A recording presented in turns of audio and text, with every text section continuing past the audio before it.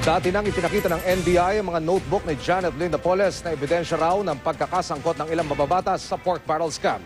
Silipin ang laman ng ilang pahina ng notebook sa exclusive report ni saksing si Ruth Cabal.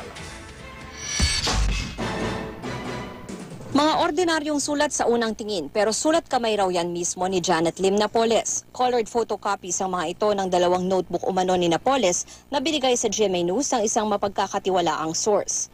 Sa isang pahina nakasulat ang pangalan ng mga bayan o lalawigan. Katapat ang mga numerong 5 o di kaya ay 10. Ayon sa source, ito raw ang mga halaga ng nakalaang Priority Development Assistance Fund o PDAF. Kapansin-pansin din ang heading na SIS na sinusundan ng katagang Christmas. Sa parehong pahina nakalista ang ilang mambabatas na kasama sa Napoles. Sa pahina namang ito may dalawang kolum. Ayon sa source, nasa unang kolum ang halaga ng available na PDAF at sa pangalawa, ang na-cash advance na raw o naibigay na ni Napoles sa mambabatas.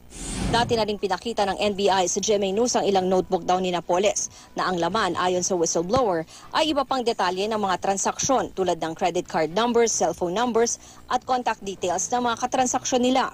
Ilan lang daw ang mga ito sa mga ebidensyang hawak ni Napoles na sapat daw para madiin ang 20 senador at nasa 100 kongresista sa Napoles.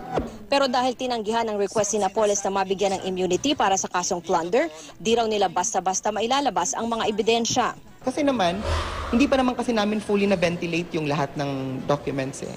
Ibig sabihin nun, yung dokumento na andun sa amin, hindi pa namin naibibigay yon.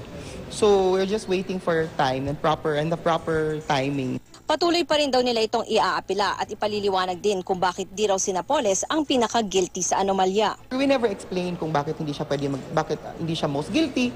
So ngayon pa lang po namin ma-explain further sa ombudsman yung aming posisyon. Sabi nga ng iba, suntok sa buwan, pero kaysa naman hindi ka makakasuntok, di ba?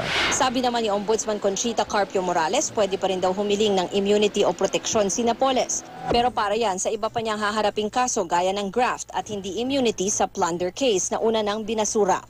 Ako, si Ruth Cabal, ang inyong saksi